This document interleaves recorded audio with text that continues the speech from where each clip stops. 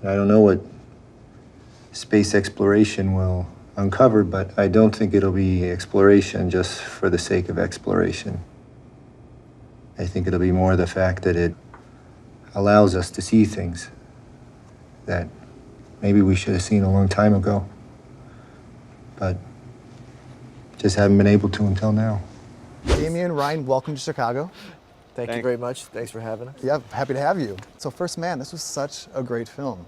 I mean, we all know what happened, like he landed on the moon in 1969, but there's so much more to Neil's story that I didn't know. There's a moment, and I'm not gonna give it away to fans, but there's a moment on the moon that just your heart just drops. And I know you know the scene, what happens. So he landed 49 years ago. Why in 2018 do you feel this story is still so relevant?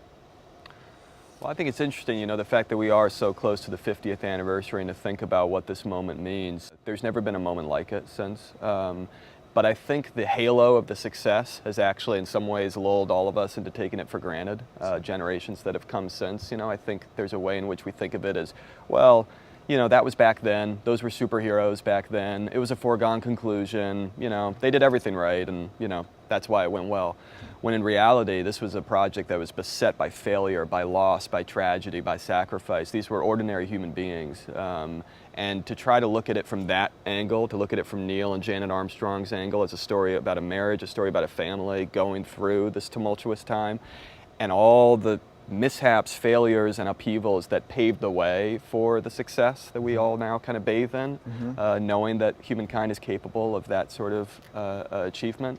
That to me is what the story was about, and that to me is always relevant, but certainly incredibly relevant now as we get to 50 years on. Sure. And Ryan, this is your second film with Damien. You did La La Land, which had enormous success. So what is it about your collaboration is so intriguing to you to continue to work with Damien?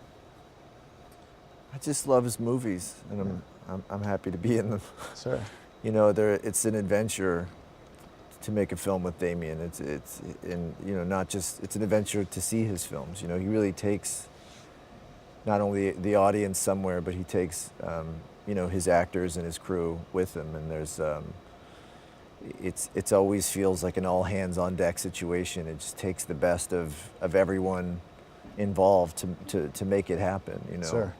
And Damien, my favorite thing about First Man was your POV, point of view shots you were doing within the spacecraft, because it made the audience moviegoer feel like I'm the one going to the moon. Was that big technique that you really wanted to make sure was in this film?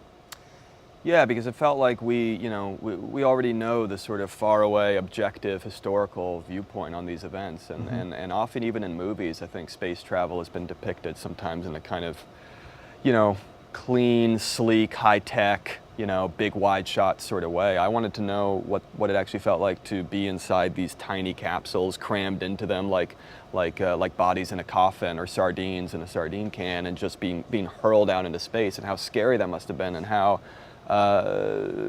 insane the whole endeavor was. I mean, it's insane that this worked, that this resulted in such a success. Sure. And I think it helps us all kind of be maybe even more mindful of how heroic these individuals were when you see how scary it was. Sure. Well, Neil Armstrong passed away in 2012 at the age of 82. What do you hope he would think and say about this film? I mean, I hope that, and this is something that his son said would be important to him, was how his colleagues were reflected in the film and how his family was reflected, that he would in some way, they felt, care more about that than how he was reflected. And so I guess I would hope that, you know, that we honored the people around him as much as we tried to honor him, I think. Neil, if it does turn out, you'll go down in history. What kind of thoughts do you have about that when the thought hits you? Gosh, suppose that flight successful? We're planning on that flight being successful. I just meant how you feel about being a part of history. I think I can shed some light here.